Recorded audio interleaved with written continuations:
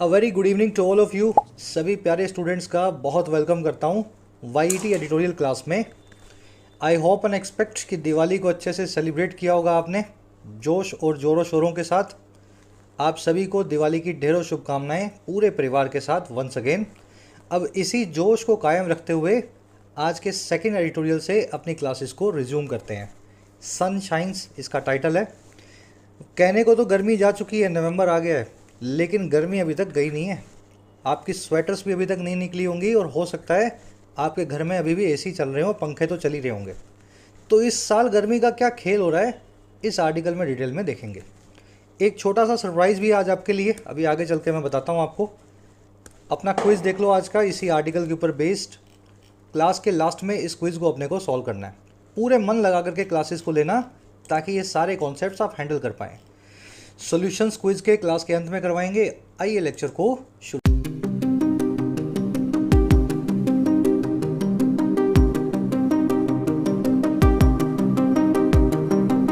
कह रहा है जी सन साइंस।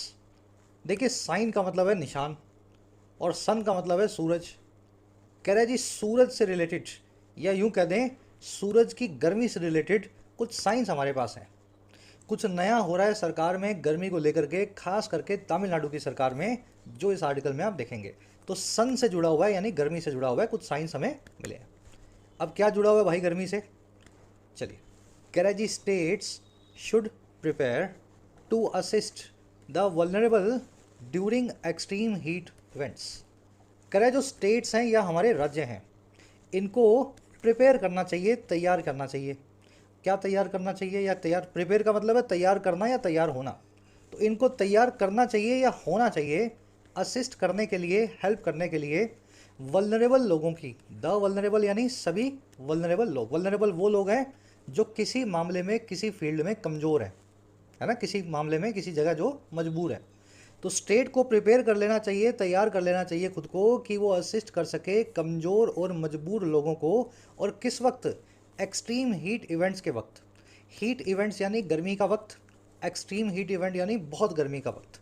तो अब गर्मी तो चली गई है, लेकिन अगली गर्मियों के लिए अभी से राज्यों को तैयार हो जाना चाहिए। स्टेट्स यानी राज्यों की बात हो रही है, भारत की स्टेट्स की बात ही हो रही है यहाँ पे। शुड प्रिपेयर स्टेट्स की वर्ब है। सब्जेक्ट्स आपको ग्रीन कलर में और वर्ब सारी पिंक कलर में मिलेंगी। ग्रीन पिंक को मिलाते चलो, आपकी अंडरस्टैंडिंग अपने आप बैठ जाएगी, ठीक है। वल्नरेबल का मैंने मतलब आपको बताया, जो मजबूर और कमज़ोर हो। अगर आप बिना छाते के बरसात में हैं, तो आप बरसात के सामने वल्नरेबल हैं। समझ पा रहे हो इस चीज़ को? किसी भी एरिया में जब आप डिफेंसलेस होते हैं, जब आपके पास कोई और जुगाड़ नहीं होता है ना, कुछ निपटने का साधन नहीं होता, तो आप उस एरिया में बन जाते हैं वल्नरेबल। तो गर्मी में वो लोग वल्नरेबल होंगे जो घरों से बाहर रह करके कुछ काम करते हैं, कुछ दुकान चलाते हैं, सड़क पे आना जाना जिनका होता है। तो ऐसे सभी लोगों को अपने बोलेंगे वल्नरेबल। वल्नरेबल का बिल्कुल उल्टा होता है जी, वल्नरेबल का बिल्कुल उल्टा होता है इम्यून या रेजिस्टेंट, ठीक है। अगर आप घर में कूलर में के नीचे बैठ के काम करते हो, तो आप हीट के सामने रेजिस्टेंट हो या इम्यून हो, आपके एसी की वजह से आपको गर्मी नहीं लगती। तो ये वल्नरेबल और रेजिस्टेंट एक दूसरे के एंटोनिम्स हैं, ध्यान रखना इनको। जल्दी से आगे बढ़ेंगे, इस आर्टिकल की वोकैब पे नज़र डालते हैं। क्लास अगर अच्छी लगती है, हेल्पफुल लगती है, तो जरूर से इसको एक लाइक और एक शेयर देना। देखिए, यूट्यूब पे तो अपनी क्लासेस आ ही रही हैं। इन क्लासेस के साथ में आपको अगर स्ट्रक्चर्ड वे में गाइडेंस चाहिए हो अपने एग्जाम्स के लिए, तो डाउनलोड करें वाईईटी योर इंग्लिश ट्यूटर ऐप को। कमेंट सेक्शन में इसका लिंक मिलेगा। आपकी अपनी ऐप है, बहुत अफोर्डेबल प्राइसेस में क्वालिटी कंटेंट वाले कोर्सेज आपको मिल जाते हैं ऐप पे। जैसे राइटिंग का कोर्स, इस कोर्स में 60 से 70 घंटों में आपको इंग्लिश राइटिंग सिखाई जाती है। फिर आपको ऐसे लिखना हो, रिपोर्ट लिखना हो, आंसर लिखना हो, प्रेसी लिखना हो, ये सब इसमें बेसिक से कवर होता है। 50,000 से भी ज़्यादा बच्चे इस कोर्स में एनरोल्ड हैं, फ़ायदा ले चुके हैं। इसी तरीके से आपको मिशन सिविल सर्विसेज कोर्स मिलेगा, जो कि राइटिंग कोर्स का ही बड़ा फॉर्म है। इसमें आपको सारे टॉपिक जो सिविल सर्विसेज के लिए जरूरी हैं राइटिंग के हिसाब से, जैसे आंसर राइटिंग, प्रेसी राइटिंग, सी सेट, डिस्क्रिप्टिव, ये सारे टॉपिक आपको 200 घंटे के इस कोर्स में अच्छे से तैयार करवाए जाते हैं। कोर्स पे भी कुछ कूपन चल रहे हैं, फ़ायदा ले लेना। बैंकिंग और एसएससी के कोर्स में फुल प्रैक्टिस सेट्स मिलेंगे आपको। प्रीलिम्स, मेंस के, क्लरिकल, पीओ के एक साल के प्रैक्टिस कोर्स हैं। हर क्वेश्चन को आप प्रीवियस ईयर पेपर्स के साथ में तैयार कर सकते हैं।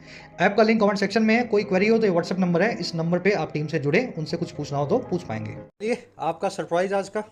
बहुत सारे स्टूडेंट्स की रिक्वेस्ट थी मुझसे कि वोकैब को थोड़ा और फॉर्मेट में लेकर के आओ, थोड़ा और डिटेल्ड हो, सिनोनिम्स के साथ में एंटोनिम्स भी हों, और थोड़ा कलर स्कीम ऐसा हो कि आंख पे जोड़ना पड़े। तो ये वोकैब जो है ना नई शीट के अंदर अब आपको मिला करेगी। हर रोज़ की क्लास की अलग वोकैब शीट आपको कमेंट सेक्शन में लिंक से मिल जाएगी। चलिए शुरू करें। 5 वर्ड्स हैं अपने पास। पहला वर्ड है क्लेयरवॉयंट, हिंदी में इसको बोलते हैं दूरदर्शी। आज के आर्टिकल में वर्ड आएगा, एडजेक्टिव है क्लेयरवॉयंट, इसी से ही नाउन बनता है क्लेयरवॉयंस, दूरदर्शिता। दूरदर्शी समझते हैं ना, जो दूर का देख पाए, जो आगे से आगे अनुमान लगा पाए कि क्या होने वाला है, उसको बोलते हैं दूरदर्शी, लंबी नज़र वाला। फार साइटेड, विजनरी, सगेशियस सभी इसके सिनोनिम है। सगेशियस वर्ड को खास ध्यान देना, ये भी आर्टिकल में आया है, क्लेयरवॉयंट भी आया है। सगेशियस में वर्ड आ रहा है सेज, सेज यानी संत आदमी, संत महात्मा। तो संत महात्मा तो वैसे ही दूरदर्शी होते हैं, तो सगेशियस वर्ड जो है दूरदर्शिता से जोड़ करके रखना। दूरदर्शी का क्लेयरवॉयंट का बिल्कुल उल्टा है, ऐसा आदमी जो दूर का ना सोच पाए, जिसको सिर्फ आज की और अभी की पड़ी हो, ऐसे आदमी को बोलते हैं शॉर्ट साइटेड या नियर साइटेड। मायोपिक भी इसके लिए एक बहुत अच्छा वर्ड है, जो आदमी बहुत दूर का ना सोच पाता हो, myopic. With a clairvoyant approach the government has been offering subsidies on domestic solar plants. एक क्लेयरवॉयंट अप्रोच के साथ में, एक दूरदर्शी वाली अप्रोच के साथ में, सरकार जो है वो सब्सिडीज़ को ऑफर कर रही है डोमेस्टिक सोलर प्लांट में। सोलर प्लांट आप समझते हैं, घर में सोलर पैनल लगवाए जाते हैं बिजली के लिए, तो उससे सरकार को ही फ़ायदा होता है, बिजली सरकार को कम बनानी पड़ती है, कोयला कम जलाना पड़ता है, तो इसलिए सरकार सोलर प्लांट्स पे दूरदर्शिता दिखा के सब्सिडीज़ को ऑफर कर रही है। चलिए, वर्ड मेरे ख्याल से दिमाग में बैठ गया होगा। आज ये वर्ड आज के क्विज में मैंने पूछा आपसे। नेक्स्ट वर्ड है अपने पास पेक्यूलियर। देखिए, हिंदी में इसको बोलते हैं अनूठा।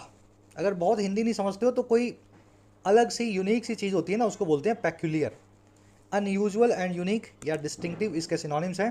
पेक्यूलियर का बिल्कुल उल्टा होता है जो आम हो, जो एकदम नॉर्मल हो, स्टैंडर्ड या कॉमन प्लेस हो।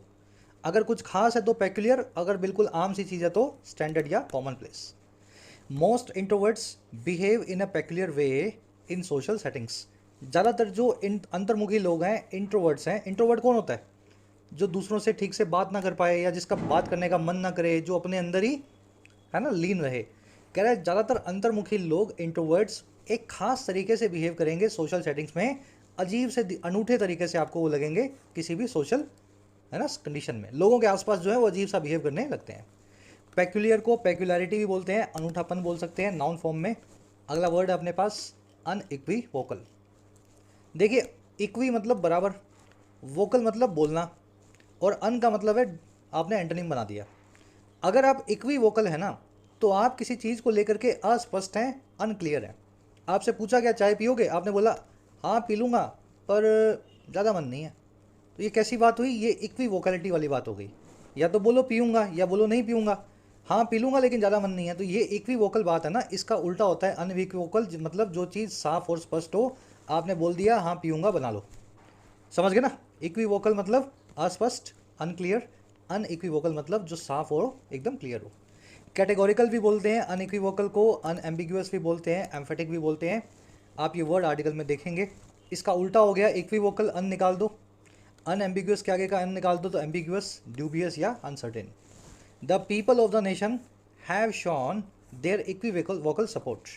देश के लोगों ने, पीपल ऑफ द नेशन ने दिखाया है अपना साफ और स्पष्ट सपोर्ट सरकार के लिए, गवर्नमेंट के लिए।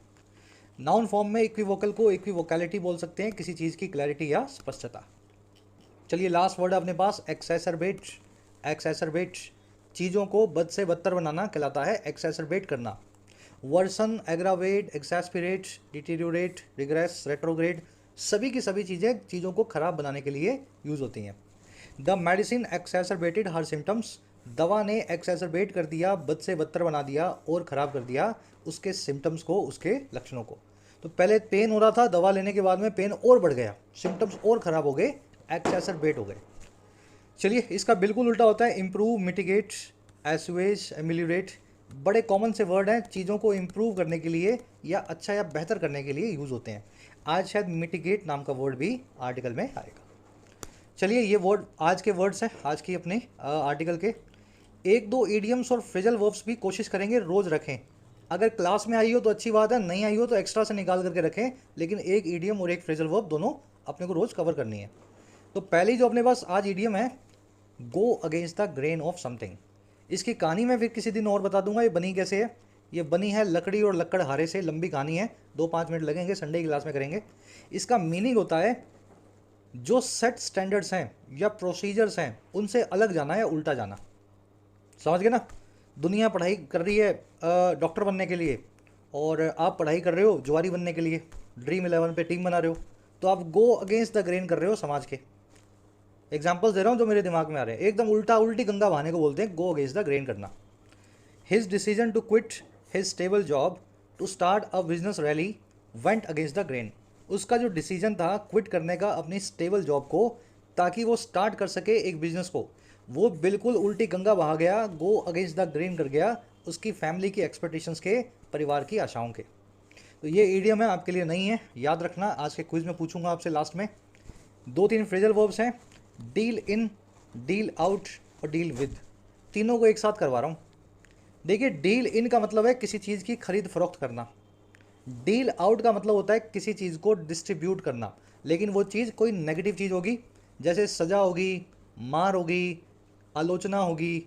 जब भी ऐसी चीज़ को आप डिस्ट्रीब्यूट करते हैं, लोगों में बांटते हैं, 2-3-4 लोगों को, तो आप करते हैं डील आउट। और डील विद इस फ्रेजल वर्ब का मीनिंग है किसी चीज़ से निपटना, किसी चीज़ का सामना करना। तो तीनों ही डील से बनने वाली फ्रेजल वर्ब्स हैं, तीनों के अलग अलग मीनिंग्स हैं, याद रखना। Deal in, deal out and deal with.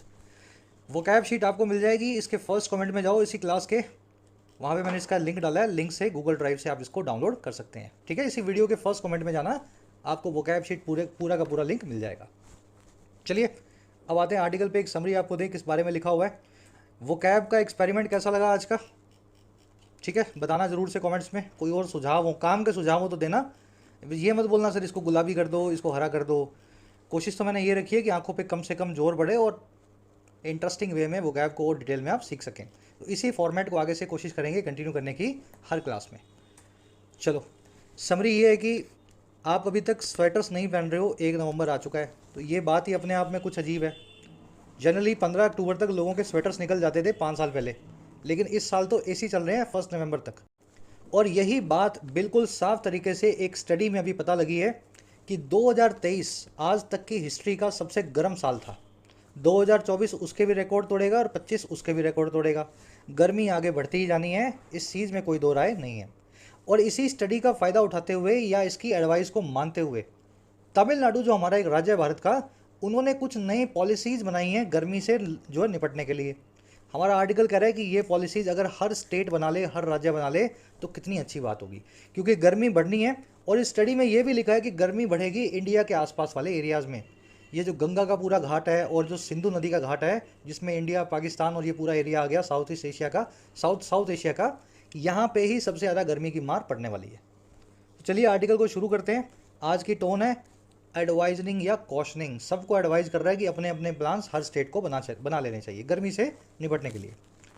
कह रहा है जी, policy decisions that are clairvoyant are most likely to serve well. कह रहा है जो पॉलिसी डिसीजंस हैं या जो नए नियम हैं पॉलिसी को लेके, कानून को लेके सरकार के द्वारा, और वो नियम दैट आया डिसीजंस के लिए, जो क्लियरवॉयंट हैं, जो दूरदर्शी हैं, आगे की सोच रखते हैं। कह रहा है ये नियम जो है ना, सबसे ज़्यादा लाइकली हैं या संभावित हैं सर्व करने के लिए, फ़ायदा पहुंचाने के लिए, वेल यानी अच्छे तरीके से, एंड फॉर लॉन्ग और बहुत लंबे वक्त तक पहुंचाने के लिए, फॉर लॉन्ग। तो अच्छे पॉलिसी डिसीजंस बनाओ 50 साल का आगे का सोच के, इससे फ़ायदा मैक्सिमम मिलेगा और बहुत लंबे वक्त तक मिलेगा। पॉलिसी डिसीजंस सब्जेक्ट है, आर इसकी वर्ब है, दैट आया डिसीजंस के लिए, दैट की वर्ब है are. क्लियरवॉयंट, far cited, visionary, sagacious, याद है ना, दूर की नज़र रखने वाला इंसान क्लियरवॉयंट। कह रहा है जी, a clairvoyance that comes from reading the science today and now can save lives. कह रहा है एक दूरदर्शिता जो है, देखो क्लियरवॉयंट एक एडजेक्टिव था, है ना, दूरदर्शी, दूर का देखने वाला। क्लियरवॉयंस है दूरदर्शिता, यानी दूर तक देखने की आपकी क्षमता या कैपेबिलिटी। कह रहा है दूर तक की सोचने की जो आपकी क्षमताएं हैं, कह रहा है और जो आती है रीड करने से, पढ़ लेने से, उन साइंस को जो आज और अभी के हैं। कह रहा है ये दूरदर्शिता, ये क्लियरवॉयंस जिंदगियों को बचा सकती है, कैन सेव लाइव्स। अच्छा, और क्या कर सकती है भाई, इसके साथ में और क्या कर सकती है? ये क्लियरवॉयंस कैन मेक लिविंग बेटर, ये बना सकती है जीवन को, लिविंग को और बढ़िया या बेहतर। क्लियरवॉयंस नाउन सब्जेक्ट हो गया, 2 वर्ब्स हैं इसकी, पहली है कैन सेव, दूसरी है कैन मेक। कैन को दूसरी बार लिखने की जरूरत नहीं है, एक बार आपने लिख दिया तो हेल्पिंग वर्ब को रिपीट करने की ज़रूरत नहीं होती। आगे क्या कह रहा है Tamil Nadu's move to declare heat as a state specific disaster rendering people so affected eligible for assistance from the state is unequivocally a beacon shining in a country. कह रहा है जी तमिलनाडु जो स्टेट है, भारत का जो राज्य है, उसका जो ये मूव है, जो एक्शन है, और किस चीज़ का भाई, डिक्लेयर कर देने का, घोषित कर देने का हीट को यानी गर्मी को एक स्टेट स्पेसिफिक डिजास्टर, इनकी स्टेट के लिए एक खास तरह की आपदा। कह रहा है तमिलनाडु ने जो ऐलान किया है ना कि गर्मी हमारे तमिलनाडु के लिए एक डिजास्टर है, कह रहा है और ये वो डिजास्टर है जिसके बारे में एडिशनल इंफॉर्मेशन दी गई है इस कोमा से इस कोमा के बीच। कह रहा है ये वो डिजास्टर है जो रेंडरिंग करता है, रेंडर करना यानी बनाना लोगों को, और कह रहा है वो लोग जो इस तरीके से प्रभावित हैं, इस गर्मी से अफेक्टेड हैं, और ये क्या करता है, एलिजिबल बनाता है असिस्टेंस के लिए, उनको लायक बनाता है हेल्प के लिए फ्रॉम द स्टेट यानी स्टेट से या राज्य से। कह रहा है ये जो डिसीजन है ना, ये अनइक्विवोकल में मैनर में ये बिल्कुल स्पष्ट तरीके से एक बेकन है, एक साइन है, एक निशान है जो शाइन कर रहा है, चमक रहा है पूरे एक देश में, कंट्री में। और कौन सी कंट्री है भाई ये? इंडिया। कैसी कंट्री है? इंडिया के बारे में बताया होगा। Where environmental degradation goes together with unplanned cities, poverty and limited access to shelter and health care. ये एक ऐसा देश है, एक ऐसा भारत है जहाँ पे एनवायरमेंटल डिग्रेडेशन जो है, मौसम में जो खराबी है, डिग्रेडेशन जो है, डिग्रेडेशन मतलब चीज़ों का डिग्रेड होना, गर्मी बढ़ना, जो है पेड़ पौधों का कटना, फॉरेस्ट का कम होना, तो जहाँ पे ये वाला गंदा काम जो है एनवायरमेंटल डिग्रेडेशन, ये बिल्कुल हाथ में हाथ मिला के चलता है, गोज टुगेदर होता है इन सभी चीज़ों के साथ। पहली है अनप्लान्ड सिटीज़, कहीं भी शहर का बस जाना, पॉवर्टी यानी गरीबी, और बहुत ही कम आपकी पहुँच या एक्सेस जो है शेल्टर का, एक घर का, और हेल्थ केयर का यानी इलाज का। लंबा सेंटेंस है लेकिन आपने वर्ड फॉर वर्ड इसको पढ़ा, एक एक वर्ड का अपन ने मीनिंग निकाला। एक बार मैं इसको रिपीट कर देता हूँ, फिर इसकी देखेंगे स्ट्रक्चर। तमिलनाडु की सरकार की ये जो मूव है कि ये डिक्लेयर या घोषित करेंगे गर्मी को तमिलनाडु स्टेट के लिए एक डिजास्टर या विपत्ति, और ये वो मूव होगा जो बना देगा, रेंडर कर देगा लोगों को इस तरह से जो प्रभावित हैं इस गर्मी से, और बनाएगा उनको एलिजिबल या लायक मदद के लिए, असिस्टेंस के लिए तमिलनाडु की सरकार से। कह रहे ये मूव अपने आप में बिल्कुल अनइक्विवोकल मैनर में साफ तरीके से एक बेकन है, एक निशान है, एक साइन है जो शाइन करेगा, चमकेगा पूरे एक भारत में। चमकेगा मतलब सब कंट्रीज, सब स्टेट्स इसको फॉलो करेंगी, सबको ये दिखेगा। और ये एक ऐसा कंट्री है भारत जहाँ पे एनवायरमेंटल में जो खराबी है वो हाथ में हाथ मिला के चलती है इन सब चीज़ों के साथ। सिटीज़ कहीं भी प्लांट हो जाती हैं, बस्ती के ऊपर शहर बस जाता है, गर्मी कहीं भी हो जाएगी, है ना, पॉवर्टी खूब खूब होगी, बहुत ही कम एक्सेस होगा लोगों के पास अच्छे घरों का, शेल्टर का और अच्छे इलाज का। मूव की वर्ब है इज, रेंडर करना, किसी को कुछ बना देना। ठीक है, वैसे तो मैं इस पर लिख के लाया था additional notes. The recession has rendered many jobless, recession ने बना दिया है बहुत लोगों को बेरोजगार। The incident rendered him cowardly, incident ने, इस घटना ने बना दिया है उसको बुजदिल, कावर्डली यानी बुजदिल। Run away inflation has rendered everything costly, जो रन अवे इन्फ्लेशन है, जो हाथ से निकली हुई महंगाई है, रन अवे मतलब जो रन करके अवे हो गया, हाथ से निकल गया, हाथ से निकलती हुई महंगाई जो है उसने बना दिया है हर चीज़ को महंगा या कॉस्टली। तो रेंडर को आप इस तरीके से किसी चीज़ के साथ में एडजेटिव जोड़ के बता सकते हैं किसको क्या बनाया। चलिए और आगे बढ़ते हैं। बेकन यानी एक साइन, एक निशान, इसको लाइट हाउस बोलते हैं बेकन को। जहाज वहाज के लिए दूर से एक लाइट हाउस बनाया जाता है पोर्ट के ऊपर, बंदरगाह पे, ताकि पोर्ट, जहाज को पता लगे पोर्ट कहाँ पे शुरू हो रहा है ना, समंदर कहाँ ख़त्म हो रहा है, तो उसको अंग्रेजी में बोलते हैं बेकन या लाइट हाउस। कह रहा है जी the world meteorological organization declared that 2023 was the hottest year on record. कह रहा है जो दुनिया का मौसम विभाग है, वर्ल्ड मेट्रोलॉजिकल ऑर्गेनाइजेशन, उसने ये घोषित कर दिया, डिक्लेयर कर दिया कि 2023 आज तक का सबसे हॉटेस्ट ईयर था, सबसे ज़्यादा गर्म साल था।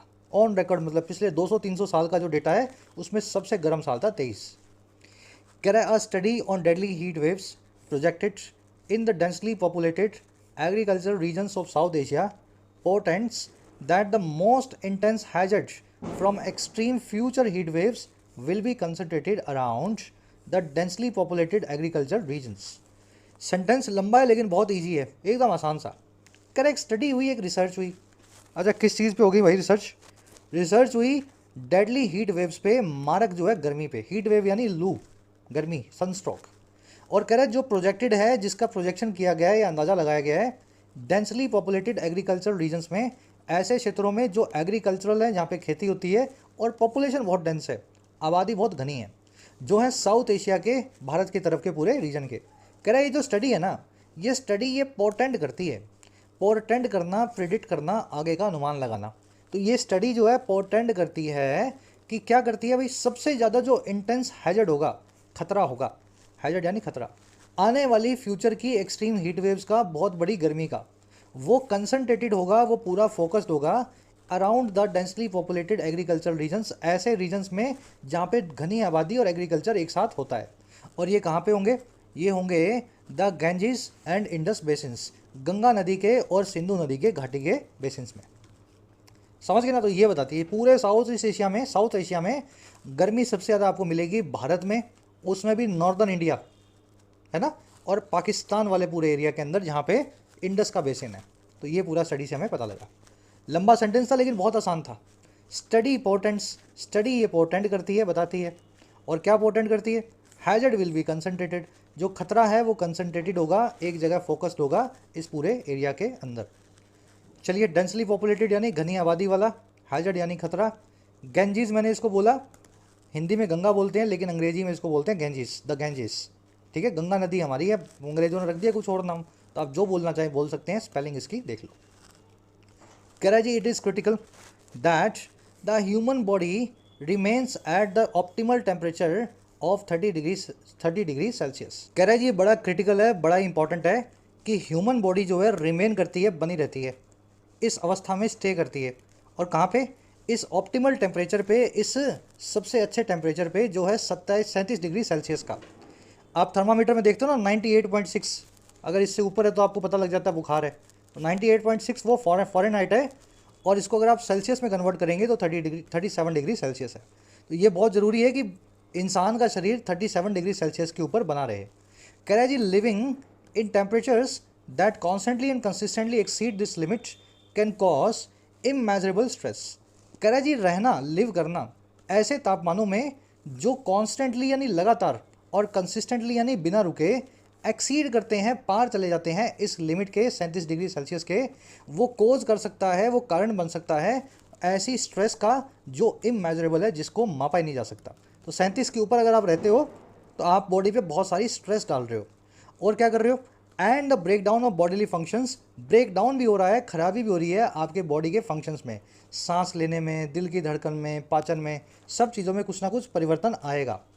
और क्या होगा, कह रहा है जी, इम्पैक्ट वाइटल ऑर्गन्स, ऐसे माहौल में रहना इम्पैक्ट कर सकता है आपके वाइटल ऑर्गन्स को, ब्रेन को, हार्ट को, लंग्स को, and lead to death in vulnerable populations, और ये लीड कर सकता है मौत की तरफ ऐसी आबादियों में जो वल्नरेबल हैं, जो इस गर्मी के सामने मजबूर हैं। समझ गए ना। तो ये बहुत क्रिटिकल है कि बॉडी का टेम्परेचर 37 डिग्री सेल्सियस रहे। 37 के ऊपर अगर आप बहुत लंबे वक्त तक रह जाते हो तो ये सारे काम आपके साथ हो सकते हैं। चलिए, इट की वर्ब है इज, ह्यूमन बॉडी की वर्ब है रिमेन्स, लिविंग की वर्ब है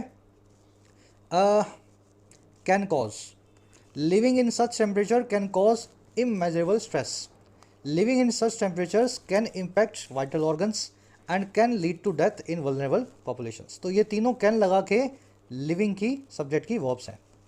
समझ गए ना। टेम्परेचर्स के लिए आया दैट की वर्ब है एक्सीड, एक्सीड का मतलब है किसी चीज़ के पार जाना। अब आप सोच रहे हो कि सर 37 डिग्री क्या है, हमें तो गर्मी तब लगती है जब 42 हो जाए। भाई साहब, ये बाहर की बात नहीं हो रही, अंदर की बात हो रही है।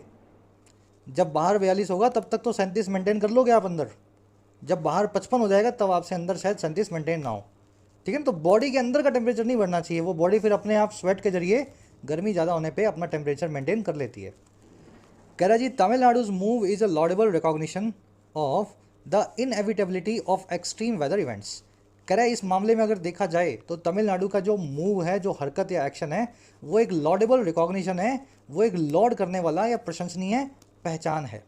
और ये प्रशंसनीय पहचान किस चीज़ की है, इनएविटेबिलिटी की, या निश्चित तरीके से होने की, ज़रूर होने की एक्सट्रीम वेदर इवेंट्स को, और वो एक्सट्रीम वेदर इवेंट्स जो प्रभावित करते हैं लोगों की हेल्थ को। तो इस मूव को देख करके तमिलनाडु को ये लगता है कि तमिलनाडु ने पहचान लिया है कि गर्मी तो होगी ही होगी, इसके लिए हमें कुछ करना है, गर्मी अपने आप कम नहीं होगी। कह रहा है जी, even as it prepares to address issues arising of extreme heat waves. कह रहा है जी, वहाँ जबकि दूसरी तरफ, इवन एज का मतलब है वहीं जबकि दूसरी तरफ तमिलनाडु प्रिपेयर भी कर रहा है खुद को कि ये एड्रेस करे, हल निकाले इन सभी इश्यूज़ का जो अराइज आउट ऑफ होते हैं, बाहर निकल करके आते हैं एक्सट्रीम हीट इवेंट से, बहुत ज़्यादा गर्मी से। समझ गया? तो प्रशंसनीय काम किया है तमिलनाडु ने। इसने नेचर के आगे घुटने टेक दिए हैं कि गर्मी तो होने वाली है, अब हमें जो करना है हम अपनी सरकार के हिसाब से करेंगे। तमिलनाडुज मूव की वर्ब है इज लॉडेबल यानी अपलॉडेबल, प्रेजेबल प्रशंसनीय। इनएविटेबिलिटी मतलब कोई चीज़ जो इनएविटेबल होगी, जो होनी ही होनी है, वो कहलाती है इनएविटेबल। तो इनएविटेबिलिटी मतलब किसी चीज़ के निश्चित होने की अवस्था। जैसे डेथ जो है उसकी इनएविटेबिलिटी अपने को पता है, सबकी मौत होनी है किसी ना किसी दिन, है ना, तो वो इनएविटेबल है डेथ। इस तरीके से आप इसको याद रखें। इट आया तमिलनाडु के लिए, वर्ब है इसकी प्रिपेयर्स। सब्जेक्ट वर्ब पकड़ना बहुत ज़रूरी है। आपको लगता होगा ये बीच बीच में सर क्यों बताते हैं, भाई जिसको ये नहीं पता लगा ना मूव की वर्ब इज है, वो इस सेंटेंस का मीनिंग नहीं निकाल सकता, इसलिए ज़रूरी है पकड़ा करो। कहता the government order says many parts of Tamil Nadu have consistently recorded temperatures above 40 degree Celsius. सरकारी फरमान ये कहता है, ऑर्डर ये कहता है कि तमिलनाडु के बहुत हिस्सों ने लगातार तरीके से रिकॉर्ड किया है टेम्परेचर्स को या तापमान को 40 डिग्री से ज़्यादा। और कब? ड्यूरिंग द समर ऑफ 2024 की समर के दौरान, गर्मी के दौरान। कह रहा है जी acknowledging that heat waves are emerging as a threat affecting the day to day life of the elderly. और ये सरकारी फरमान ने सब जो बताया है ना, एक्नॉलेज करते हुए बताया है, इस बात को मानते हुए बताया है कि जो हीट वेव्स हैं, गर्मी की जो लहरें हैं, वो इमर्ज कर रही हैं, उभर करके आ रही हैं एक थ्रेट के तौर पे, चुनौती के तौर पे, जो प्रभावित कर रही है, अफेक्ट कर रही है हर रोज़ के, डे टू डे या रोज़मर्रा के लाइफ को, बुजुर्गों की, एल्डरली की, चिल्ड्रन की, बच्चों की। दोज विद प्रायर इलनेसेस, उन लोगों की जिनको पहले से कोई बीमारी है। कोमॉर्बिडिटी, जिनको पहले से कोई मॉर्बिडिटी है। इलनेस यानी कोई हल्की फुल्की बीमारी, कोमॉर्बिडिटी मतलब कोई बड़ी बीमारी है ना, दो बीमारियाँ। And those who work in open environments, ऐसे लोग जो सड़कों पे काम करते हैं, कुछ ठेला लगाते हैं, कुछ आने जाने का, जिनका ट्रैवल करने का काम है। तो ये सरकारी फरमान में सब चीज़ें लिखी हुई हैं। लंबा सेंटेंस दो हिस्सों में तोड़ दिया और आपने पढ़ लिया इसको। पहला हिस्सा बोलता है order says that many parts have recorded. जब ये काम ऑर्डर ने किया कि इतने लोगों ने इतनी जगह पे हमने तमिलनाडु में टेम्परेचर को देखा है 40 से ज़्यादा, जब ये काम इस ऑर्डर ने किया तब ये एक्नॉलेज भी कर रहा था इस बात को कि हीट वेव उभर करके आई है एक सबसे बड़ा कारण बन के, चुनौती का, बुजुर्गों के लिए, बच्चों के लिए, बीमारों के लिए और उन लोगों के लिए जो सड़कों पे काम करते हैं। समझ गए? चलिए, हीट वेव्स की वर्ब है आर इमर्जिंग। एल्डरली, इस वर्ड को देख लेना। देखिए 3 वर्ड्स हैं, ओल्डर, एल्डर और एल्डरली। देखो एल्डरली आपने देख लिया ना, इसका एलवाई निकाल दूँ तो क्या बन जाएगा? एल्डर। और ई निकाल दूँ तो इसका क्या बन जाएगा? ओल्डर। याद रखना, बुजुर्ग को बोलते हैं एल्डरली। बुजुर्ग समझते हैं ना, बड़ा नहीं, बुजुर्ग, जो आपसे बड़ा तो है ही लेकिन रिस्पेक्टेबल भी है, दादाजी, परदादाजी, कोई पड़ोस पड़ोस के अंकल जी, है ना, बुजुर्ग। तो बुजुर्गों के लिए मीनिंग निकलता है, वर्ड बनता है एल्डरली। जो आपसे बड़ा है और रिश्तेदार है वो होगा है आपका एल्डर। जैसे एल्डर ब्रदर, एल्डर सिस्टर, बुजुर्ग नहीं है वो, आपसे 1.5 महीने बड़ी है, मान लो 1.5 महीने तो बड़ी नहीं हो सकती, मान लो 6 महीने बड़ी है आपसे, भाई आपका कोई बहन है ना, तो आपका एल्डर ब्रदर या एल्डर सिस्टर। और जो आपसे बड़ा है लेकिन आपका रिश्तेदार भी नहीं है, वो आपके लिए ओल्डर। समझ गए ना? वो आदमी आपके लिए आपसे ओल्डर है क्योंकि आपका रिश्तेदार नहीं है। आपका भाई आपसे एल्डर होगा क्योंकि वो आपका रिश्तेदार है। और जो घर के बुजुर्ग हैं वो एल्डरली होंगे क्योंकि वो बुजुर्ग है। तीनों वर्ड्स के बीच का डिफरेंस कर लेना। आज मैं लिख के नहीं लाया हूँ इस कॉन्सेप्ट को, शायद भूल गया, याद रखना। कह रहा जी Tamil Nadu's vulnerability is exacerbated by its long coastline. Tamil Nadu की जो वल्नरेबिलिटी है, जो इनकी मजबूरी है, वो और बद से बदतर हो जाती है, एक्सेसरबेट हो जाती है, एग्रावेट हो जाती है इसकी लंबी कोस्ट लाइन की वजह से, लंबे टापू या समुद्र तट की वजह से। Where humidity goes up during summer, जहाँ पे ह्यूमिडिटी या उमस बहुत बढ़ जाती है समर्स के दौरान या गर्मियों के दौरान। और क्या करते हुए? Giving rise to the peculiar wet bulb temperature phenomenon. Give करते हुए, राइज को, देते हुए, एक उछाल को, इस पेक्यूलियर से, इस अनूठे से वेट बल्ब टेम्परेचर के फिनोमिनन को। तो यहाँ पे तमिलनाडु में गर्मी तो होनी है, साथ में समुंदर का किनारा है, तो इस वजह से गर्मी में ह्यूमिडिटी बढ़ जाने की वजह से एक नई प्रॉब्लम खड़ी हो जाती है वहाँ लोगों के सामने। उस प्रॉब्लम का नाम है वेट बल्ब टेम्परेचर फिनोमिनन। चलिए, वल्नरेबिलिटी की वर्ब है इज एक्सेसरबेटेड, एक्सेसरबेट होना, चीज़ों का बद से बदतर होना। कोस्ट लाइन यानी समुद्र का तट, है ना, समुद्री कोस्ट। पेक्यूलियर यानी अनूठा। ह्यूमिडिटी की वर्ब है गोज, ह्यूमिडिटी यानी उमस। अब ये क्या होता है, वेट बल्ब टेम्परेचर फिनोमिनन, जानलेवा कंडीशन है ये। बहुत बार जब ये आपने अगर राजस्थान से आप हों तो ये जब भी होता है तो सरकार सड़कों पे पानी फेंकने लगती है। ये वो टेम्परेचर फिनोमिनन है जहाँ पे आपकी बॉडी स्वेटिंग करके भी खुद को ठंडा नहीं कर पाती और 37 डिग्री से अंदर का तापमान बढ़ जाता है। जनरली आपको गर्मी लगेगी, क्या होगा, स्वेटिंग होगी, स्वेटिंग होगी तो आप ठंडे हो जाओगे, है ना। लेकिन ये एक ऐसा फिनोमिनन होता है जब इतनी ह्यूमिडिटी होती है और इतनी गर्मी होती है कि पसीना आकर के भी या निकाल करके भी बॉडी खुद को ठंडा नहीं कर पाती। चाहे आप पेड़ की छाँव में बैठ जाओ, चाहे कितना भी आप पानी पी लो, इसके लिए आपको कुछ कूलिंग चाहिए होगी, कूलर, पंखा, कुछ, है ना। जब तक ये नहीं लाओगे ये वेट टेम्परेचर आपको जानलेवा है, 2-3 घंटे में जान निकाल देता है। चलिए, द वर्ल्ड इकोनॉमिक फॉर, इसके बारे में और पढ़ना आप थोड़ा सा नेट पे, आपको और इन्फॉर्मेटिव लगेगा ये पूरा कॉन्सेप्ट। कह रहे the world economic forum has warned that global warming is on track to reach a wet bulb temperature level of 35 degree C. कह रहे जो वर्ल्ड इकोनॉमिक फोरम है उसने ये वार्न कर दिया है, चेता दिया है कि ग्लोबल वार्मिंग जो है ट्रैक पे है कि ये रीच कर जाएगी, पहुंच जाएगी इसी गंदे फिनोमिनन पे, वेट बल्ब टेम्परेचर पे जो है 35 डिग्री सी का।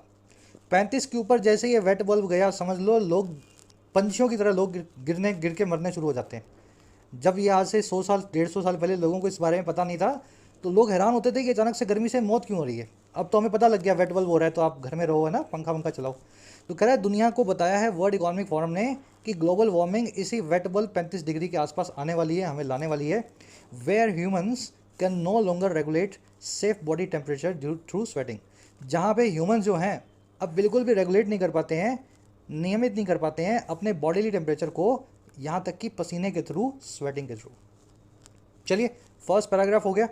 अब आते हैं सेकंड पे। तमिलनाडु ने क्या किया आपने देख लिया, बाकी स्टेट्स को क्या करना चाहिए अब देखेंगे। कह रहे जी while mechanisms must be altered to mitigate the effects of global warming at local, regional and national levels. कह रहे जी जहाँ मैकेनिज्म्स को ऑल्टर किया जाना चाहिए, अलर्ट किया जाना चाहिए। देखिए, किसी चीज़ को अलर्ट करना यानी उसको सावधान करना, एक्टिवेशन मोड में लाना। तो मैकेनिज्म जो हैं सावधान करके एक्टिवेशन मोड्स में ले आने चाहिए, सिस्टम्स बना लेने चाहिए ताकि मिटिगेट किया जा सके, नरम बनाया जा सके, इम्प्रूव किया जा सके ग्लोबल वार्मिंग के इफ़ेक्ट्स को या असरों को, लोकल लेवल पे, क्षेत्रीय लेवल पे और नेशनल लेवल पे, राष्ट्रीय लेवल पे। कह रहा है जहाँ ऐसा है वहीं it is also sagacious to prepare during the interim. कह रहा है ये भी बहुत सगेशियस होगा, क्लियर वॉइंट होगा, दूरदर्शी होगा अगर हम इसी से पहले इंटरिम के दौरान, इसी बीच के समय काल के दौरान भी खुद को प्रिपेयर कर सकें। समझ गए ना भाई, गर्मी आएगी, ग्लोबल वार्मिंग से बढ़ेगी गर्मी, पता है हमें सही मैकेनिज्म बनाने हैं, लेकिन जब आएगी तभी बनाने जरूरी थोड़े ना। आप अभी से ही इंटरिम यानी बीच के पीरियड से ही शुरू कर दो, जरूरी थोड़ा ना 35 डिग्री वेट बल्ब आएगा उसी दिन आप कुछ नया सोच के कुछ करोगे। जब 32-31 डिग्री वेट बल्ब पड़ रहा है तभी से कुछ सोच करके करना शुरू कर सकते हो। तो ये सगेशियस होगा, दूरदर्शी होगा। मैकेनिज्म्स की वो है मस्ट बी अलर्टेड, मिटिगेट करना, किसी चीज़ को नरम बनाना, पेसिफाई, मोलिफाई, एमिलियोरेट करना। ये वर्ड मैंने ऑलरेडी आपको करवाया था, याद होगा, दिखा देता हूँ। एक्सेसरबेट करना यानी बद से बदतर बनाना, मिटिगेट करना यानी उसको बेहतर बनाना। ठीक है ना, तो दोनों वर्ड्स आज के आर्टिकल में आ गए, एक्सेसरबेट और मिटिगेट। चलिए, the Tamil Nadu government's move to provide relief to the victims of heat wave under the state disaster response fund will feature a comprehensive range of activities. कह रहे सरकार का जो मूव है, जो एक्शन है, देने का कुछ राहत, देने का कुछ रिलीफ उन विक्टिम्स को, उन शिकारों को जो है गर्मी के या हीट वेव्स के। और ये रिलीफ कहाँ मिलेगा, कैसे मिलेगा? सरकार के इस खजाने के under, state disaster response fund के अंडर। कह रहे इस मूव में फीचर करेगा, इस मूव में शिरकत करेगा, इस मूव में शामिल होगा। फीचर करना यानी शामिल होना है, शिरकत करना। और क्या शिरकत करेगा इसमें भाई, क्या शामिल होगा? एक बहुत ही डिटेल्ड सा रेंज ऑफ एक्टिविटीज़, बहुत बड़ी रेंज ऑफ गतिविधियाँ, जिसमें शामिल है including ex gratia payment to families of those who died of heat related conditions. जिसमें शामिल है एक एक्स ग्रेशिया यानी एहसान के तौर पे, ज़रूरी नहीं है बस दिया जा रहा है आपको एहसान करके, तो एक एहसान के तौर पे हर्जाना एक्स ग्रेशिया पेमेंट उन परिवारों को, उन लोगों की जिनकी मौत हुई है, हु डाइड ऑफ हीट से रिलेटेड कंडीशन से, हीट से जुड़ी हुई कंडीशन से। अच्छा, और क्या है? कह रहा है जी provision for medical care and drinking water, जिसमें प्रोविज़न होगा मेडिकल केयर और ड्रिंकिंग वाटर का, including supply of ORS packets, जिसमें ORS के पैकेट्स भी होंगे, ORS आपको पता है ना, एंड रीस्केड्यूलिंग वर्किंग आवर्स, जिसमें वर्क आवर्स को रीशेड्यूल कर दिया जाएगा। दिन में आप ऑफिस में रहो, सुबह शाम में आप जो है घर से आना जाना करो। कह रहा है ये सब चीज़ें जो है ना, ये मूव जो है इस तरह का, कह रहा है जी will make the state and its most vulnerable at least prepared for the worst.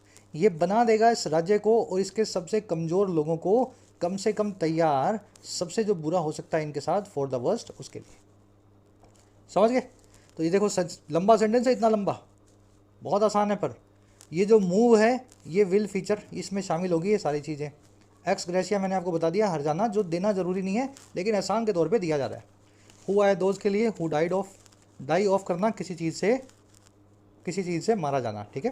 Provision की वर्ब है will make, provision will make state and its most vulnerable जो है एटलीस्ट प्रिपेयर्ड। डाई के बाद में ऑफ भी लगता है, फ्रॉम भी लगता है। देखिए ऑफ लगेगा अगर ऐसी चीज़ जिससे सीधे सीधे किसी आदमी की मौत हो रही है, जैसे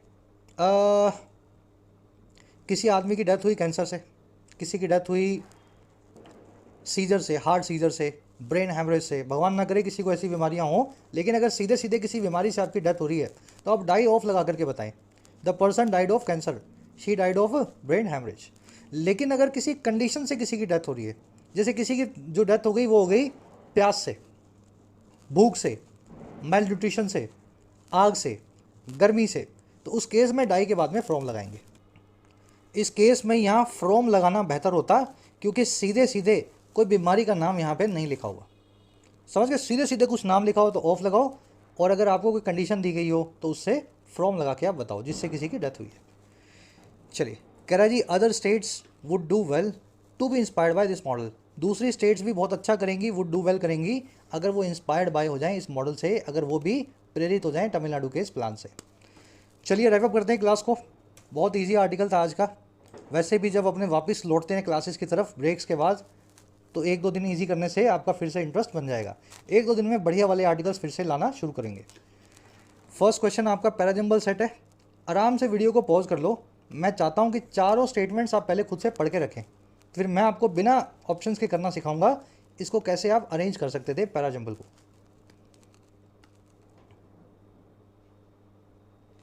चलो अब मैं करवा रहा हूँ, और मैं ऐसा मान के चल रहा हूँ कि आपने चारों स्टेटमेंट्स पढ़ ली हैं। सीधे अपने उन निशानों पे चलेंगे, साइंस पे चलेंगे, जिससे अपना सॉल्व होगा।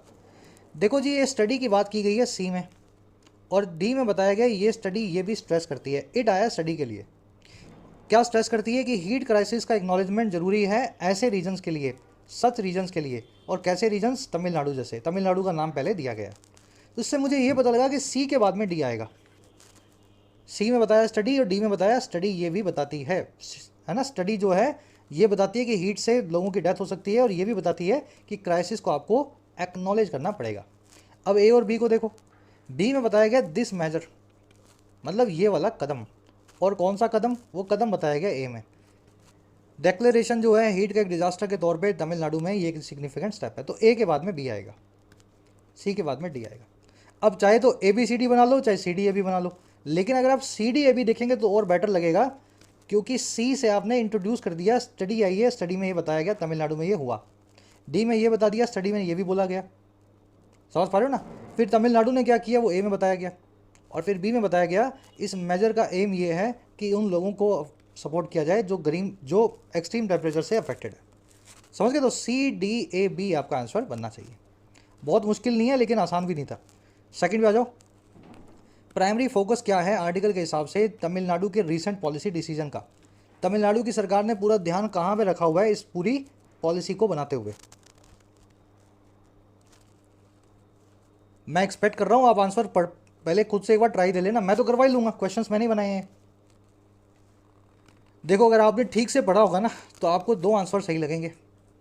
एक तो ये सी, to discuss the health implications of extreme heat and states response, है ना। हेल्थ इम्प्लीकेशन क्या होते हैं गर्मी के, ये तमिलनाडु की सरकार का फोकस है। और दूसरा आपको सही लगेगा, highlight the economic impact of extreme heat waves events के हीट इवेंट्स के इकोनॉमिक इम्पैक्ट को हाईलाइट करना। बी भी आपको सही लग सकता है, emphasize the need for long term climate change strategies. देखो जी, क्लाइमेट चेंज की बात हुई है, लेकिन क्लाइमेट चेंज में स्पेसिफिक आपको होना होगा। बात की जा रही है एक्सट्रीम हीट और स्टेट के रिस्पॉन्स की। तो बी और सी में से तो मैं सी को ही मानूंगा। समझ गए ना? बात ज़रूर क्लाइमेट स्टेज की जो है चेंज की हो रही है, लेकिन क्लाइमेट चेंज में स्पेसिफिक बात हो रही है हीट की। तो बी और सी में से बेहतर तो बनेगा सी। और ए मेरा आंसर इसलिए नहीं बनेगा क्योंकि हीट इवेंट्स की बात तो हुई है, लेकिन इकोनॉमिक इम्पैक्ट की बात नहीं हुई। आर्थिक क्या इम्पैक्ट होगा उसकी बात इस आर्टिकल में तमिलनाडु नहीं कर रहा, तो इसलिए ना ए ना बी, आंसर बनेगा सी। मेंस लेवल का क्वेश्चन था भाई ये, 3 ऑप्शन आपको सही लगे होंगे, ऐसा ही होता है मेंस में, है ना, बैंकिंग में खासकर। चलो जी, वेट बल्ब टेम्परेचर क्या होता है, जैसा कि इस आर्टिकल में बताया गया है। सभी बच्चे ट्राई देंगे इसको। क्या होता है वेट बल्ब टेम्परेचर भाई? अरे ये वो टेम्परेचर है जिसमें आपकी बॉडी पसीना निकाल करके भी खुद को ठंडा नहीं कर पाती और आप धीरे धीरे मौत के नज़दीक आ जाते हैं 2, 3, 4, 6 घंटों में। अ temperature threshold beyond which body can not cool itself through sweating. चलो मैच द कॉलम्स करने हैं, बहुत ईजी है, एक बार खुद से ट्राई ले लो, फिर मैच करवा देता हूँ आपके सारे कॉलम्स। चलो, कैटेगोरिकल यानी जो क्लियर हो, अनएम्बिग्यूअस हो, अनइक्विवोकल हो, चौथे के साथ लग जाएगा डी।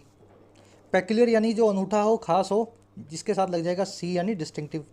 फार साइटेड यानी दूरदर्शी हो, जो विजनरी हो, क्लियर वॉइंट हो, सगेशियस हो। और चीज़ों को बद से बदतर बनाना, एक्सेसरबेट करना, एक्सेसपीरेट करना या वर्सन करना। तो डी सी ए बी, इस तरीके से आप चारों को अरेंज कर सकते हैं। लास्ट में आपको मिलेंगी 2 एरर्स, ट्राई दे लो खुद से एक बार। चलो, आज सारा क्विज मैं खुद से सॉल्व करा रहा हूँ क्योंकि होमवर्क आपको अलग से मिला करेगा 5 वर्ड्स, और साथ में ये दोनों एरर के क्वेश्चन भी अपने होमवर्क में डाल लो, ठीक है। यहीं नीचे डाल देता हूँ मैं, कॉन्सेप्ट दोनों आपने सीख लिए हैं, एल्डर, एल्डरली और ओल्डर वाला, और साथ में चलो 2 एरर्स हैं इसमें, 6 नंबर एंड 7 नंबर है एरर के क्वेश्चंस। आराम से देख लो एरर्स कहाँ हैं। पहली आपको मिल सकती है इस वर्ड के आसपास, दूसरी आपको ज़रूर से मिलेगी, कहाँ मिलेगी भाई? इस वर्ड की वजह से। आंसर्स कमेंट्स में डाल दिए हैं 5-6 क्वेश्चंस के, डालना अपने आंसर्स को मेरे आंसर से मैच करना, फिर बताना 7 में से कितने मार्क्स मिले। इनफैक्ट पूरा आंसर ही डालो आप अपना, लिखोगे तो याद भी रहेगा आपको क्या क्या मीनिंग कौन कौन से वर्ड्स का होता है। चलिए, कल की क्लास में आपसे मुलाकात। की थीम कैसी लगी जरूर से बताइए कमेंट्स में। जिन बच्चों को कोर्सेज की ज़रूरत है, एक्स्ट्रा क्लासेस की ज़रूरत है, you can take the benefits of the courses. Application को डाउनलोड करें YT ऐप को, आपको राइटिंग का, SSC का और बैंकिंग का, इनफैक्ट UPSC का भी कोर्स मिल जाएगा। अफोर्डेबल कोर्सेज है, मेहनत करना चाहते हैं तो ऐप को डाउनलोड करें, कमेंट सेक्शन में लिंक रखा गया है, you can take the benefit. चलिए, अंटिल देन साइनिंग ऑफ।